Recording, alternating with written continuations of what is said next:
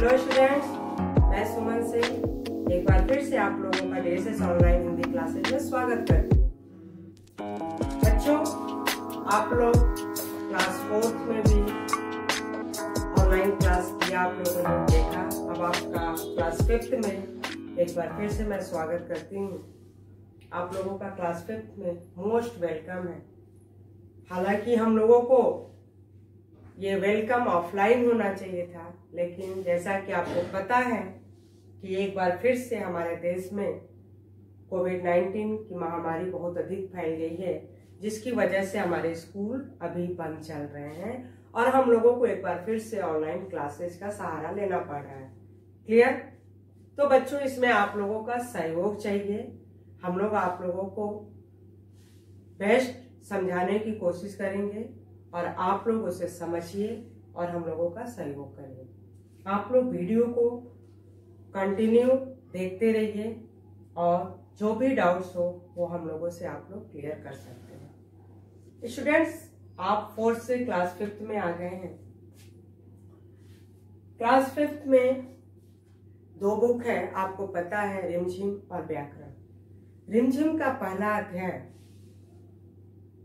राग की रस्सी। इस अध्याय के बारे में आज मैं आप लोगों को समझा रही हूँ। आप लोग इसे ध्यान से, इस वीडियो को ध्यान से देखेंगे और समझेंगे। राग की रस्सी, यह कहानी तिब्बत की कहानी है। इसमें तिब्बत के 32वें राजा सोनकबसेन गाम्पो के मंत्री लोन्पोगार की कहानी बताई गई है। लोन्पोगार जो थे वो तिब्बत के मंत्री थे और बहुत ही होशियार और हाजिर जवाब थे, और इसीलिए उनकी ख्याति थी, उनकी प्रसिद्धि थी और सभी उनसे खुश रहते थे। लोन्पोगार की भी जिंदगी बहुत अच्छे से चल रही होती है।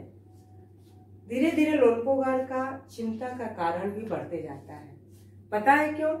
क्योंकि लोन्पोगार का जो बेटा था वह बहुत ही सीधा था, बहुत ही भोला था। उसे कोई भी आसानी से बेवकूफ बना सकता था। लोन्पोगार इससे बहुत अधिक दुखी रहते थे, बहुत अधिक चिंतित रहते थे कि मेरे नहीं होने पर मेरा बेटा कैसे अपनी जिंदगी को चलाएगा। क्लियर? लोन्पोगार जो है हमेशा जो है अपने बेटे को लेकर के चिंतित रहते थे। एक दिन उन्होंने सोचा कि क्यों ना अपने बेटे की बुद्धि का परीक्षा लिया जाए। तो उन्होंने अपने बेटे को 100 भेड़ समझ रहे हैं आप? भेड़ जिसके बाल से ऊन बनाए जाते हैं। तो उन्होंने अपने बेटे को 100 भेड़ दिया और क्या बोला कि इन्हें तुम ले करके शहर में जाओ, इन्हें मारना या बेचना नहीं है, इन्हें भी वापस लाना है और इसके साथ साथ 100 जौ के बोरे भी ले आना है। जौ क्या होता है बच्चों, मैं बताती हूँ। अनाज होता है, ग्रेन होता है, जिसकी रोटी बनती है। जैसे गेहूं की रोटी होती है, वैसे ही जौ होता है। लोन्पोगार का बेटा भेड़ों को लेकर शहर चल देता है और वहां जाकर के एक सड़क के किनारे चुपचाप बैठ जाता है। क्योंकि वो इतना भोला था कि समझ नहीं पा रहा था कि मैं कहाँ से 100 जौ के बोरे लाऊं, मेरे पास तो पैसे भी नहीं है। और पिताजी ने कहा है कि भेड़ों को मारना और बेचना भी नहीं है। वो बहुत दुखी होता है, हताश होकर के वहीं सड़क के किनारे बैठ जाता है। फिर एक दिन क्या होता है, कुछ समय बाद वहां पर एक लड़की आती है और उसे दुखी और उदास देखकर बोलती है कि क्या हुआ, तुम इतने दुखी क्यों हो? तो बताता है कि मेरे पिता ने 100 भेड़ देकर भेजा है और बोला है कि इन्हें मारना और बेचना नहीं है, साथ साथ 100 जौ के बोरे भी ले आना है। लड़की समझ जाती है। लड़की तुरंत अपने दिमाग से काम करती है और उसने भेड़ के बालों को तुरंत काटना शुरू कर दिया।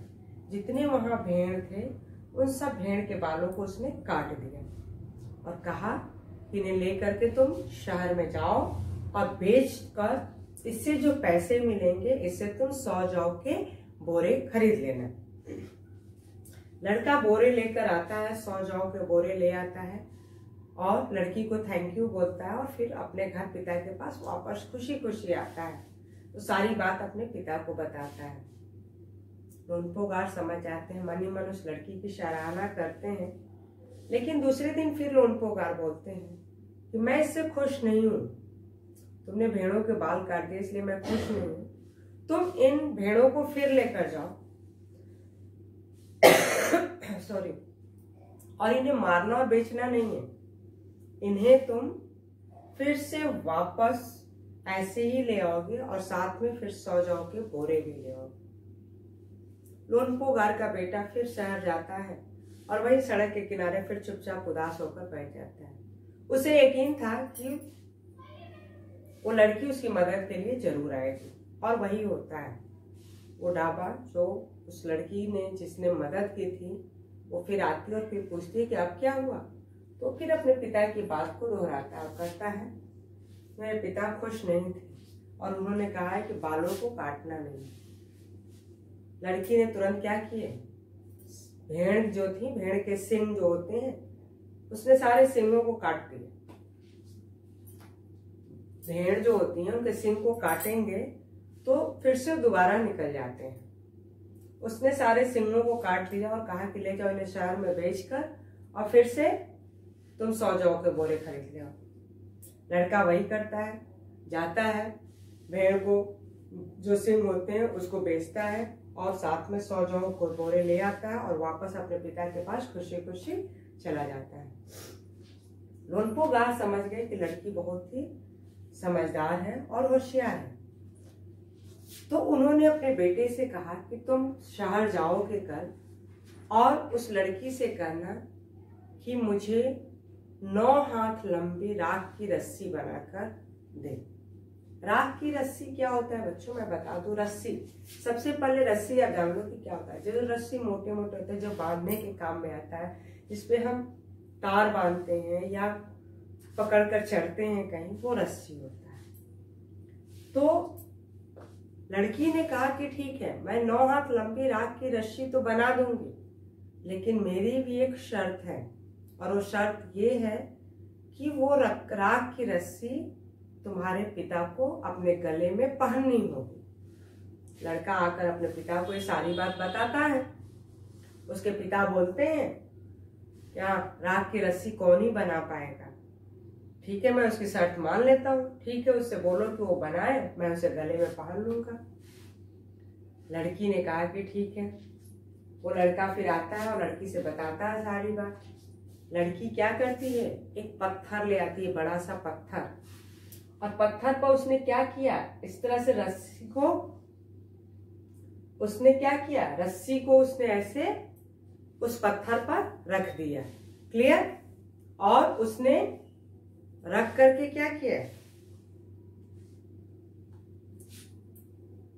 ये रस्सी है और उसने रस्सी को पत्थर पर रख दिया और उसमें उसने आग लगा दिया। क्लियर, यानी कि उसे जला दिया। और जलाने से क्या होता है कि वो रस्सी जो थी वो पूरे राख में परिवर्तित हो गई, राख में बिल्कुल चेंज हो गई।